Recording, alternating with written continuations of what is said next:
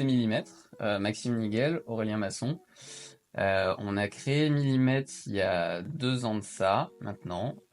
Millimètre, c'est une société d'ébénisterie et d'agencement haut de gamme. On fait tout ce qui est mobilier sur mesure, aménagement intérieur, principalement dans les yachts. Et depuis une année, on développe aussi une partie plus terrestre en hôtellerie 4 étoiles et au-delà. Millimètre, pur produit ciotadin. À l'époque où on a créé Millimètre, Maxime et moi, on était... enfin, Maxime a un appartement à La Ciotat, moi je vivais à La Ciotat, enfin on était pur produit du bassin, même si pas d'origine de La Ciotat. Moi, mon parcours, je suis dans la menuiserie, l'agencement depuis que j'ai 15-16 ans. J'ai fait un CAP, je suis passé par les compagnons. J'ai fait un BP après. Quand j'avais une vingtaine d'années, j'ai monté une première boîte. J'ai continué un parcours entrepreneurial comme ça, on va dire de mes 20 ans à mes 30 ans, avec des hauts, des bas. Et j'ai rencontré Maxime sur le chantier naval de La Ciotat il y a 5 ans de ça. On était tous les deux responsables d'exploitation pour 2 sociétés différentes. Et voilà, et je vais laisser Maxime se présenter. Donc Maxime Niguel, de formation ingénieur en plateforme navale. Euh, j'ai atterri à La Ciotat en 2017 où je suis rentré en tant que conducteur de travaux dans une entreprise qui faisait de la chaudronnerie où j'ai appris énormément de choses, notamment le milieu du yachting. Beaucoup d'évolution au sein de cette entreprise-là, beaucoup d'expériences acquises. Juste au jour où je me suis dit que fallait que j'essaye de mon côté et que je déploie mes ailes. Par nos caractères, on s'est rejoint sur beaucoup de points, sur notre vision de l'entrepreneuriat, sur notre vision de la gestion, sur notre vision et sur nos ambitions. Euh, on s'est indépendamment et de façon non concertée, on s'est séparé de nos entreprises, on a quitté nos entreprises parce qu'on voulait tenter quelque chose. Et c'était en étant chacun de notre côté qu'on s'est rendu compte qu'en fait on avait quelque chose à faire tous les deux avec une volonté forte de rester dans le milieu du yachting parce que ça faisait partie vraiment de notre ADN euh, et, euh, et une envie forte tous les deux de faire des belles choses ensemble, quoi. Plein, Ouais. plein, la vie entrepreneuriale, c'est que ça, c'est un quotidien de défis, d'aventures, de plein de choses comme ça. Trouver des locaux sur une société toute jeune, à peine créée, bien qu'on soit connu. Les gens qui nous font travailler aujourd'hui, on les connaissait dans nos métiers d'avant, mais ouais, que ce soit trouver des locaux, que ce soit les embauches, que ce soit le parcours au niveau des banques pour les financements, pour le matériel, parce qu'on est dans une activité artisanale, semi-industrielle, donc il nous faut et du savoir-faire humain d'un côté, et un parc machine, tout ça, bah, il faut le trouver, il faut le créer, il faut le bâtir. Euh, Ça, plus tout ce qui fait la vie d'une entreprise en RH,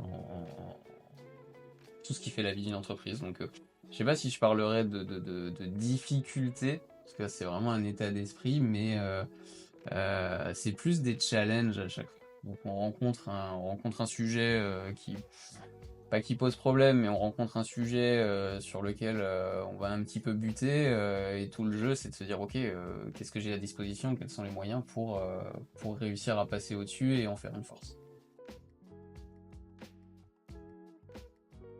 Passy nous a apporté une oreille et une écoute attentive dès le premier échange. Une forte volonté d'accompagner, de partager un savoir avant tout, et d'aider au développement. De façon plus pragmatique, on a été accompagné sur 2 financements différents, à 2 échéances différentes, en financement de trésorerie. Euh, et dans tous les jours, on sait qu'on a un point de contact sur des questions, des problématiques. On a une oreille vers laquelle se tourner. Euh, on a de la mise en relation avec d'autres entreprises du Passy ou du bassin.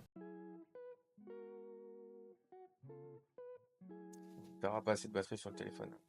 C'est ton iPhone. On est sur une belle démarche de croissance avec un agrandissement et de notre atelier, enfin de nos ateliers et de nos équipes. Euh, on est sur un marché où il y a encore de la place et encore beaucoup de besoins, on a beaucoup de demandes. Millimètre, c'est en 2 années, déjà c'est 2 années de rentabilité.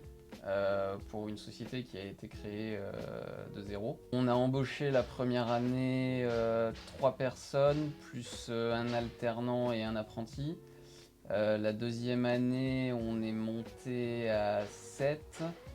Et là maintenant, donc troisième année, on va sur un chiffre d'affaires de 1,5 million, 1,6 million, 9 CDI.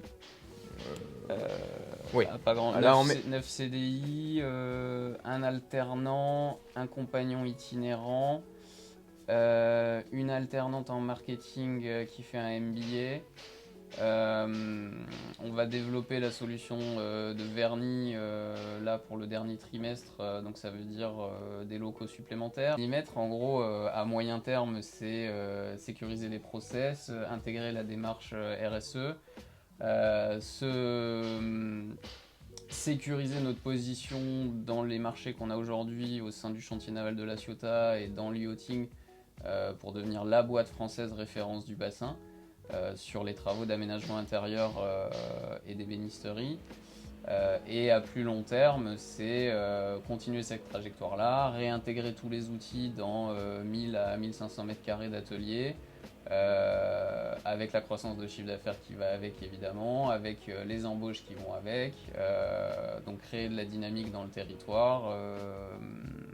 On voudrait aussi, alors on y réfléchit, c'est pas fait, mais on voudrait aussi intégrer un mini centre de formation en interne, notamment sur la solution de vernis, puisque c'est un besoin qui est lié à nos métiers, mais pour lequel il n'y a plus de diplôme en France aujourd'hui, ou très peu, quasi inexistant, donc il y a un savoir-faire qui est en train de se perdre, dont la filière yachting a besoin et dont nous avons besoin. Voilà, donc on a plein de choses qui bouillonnent.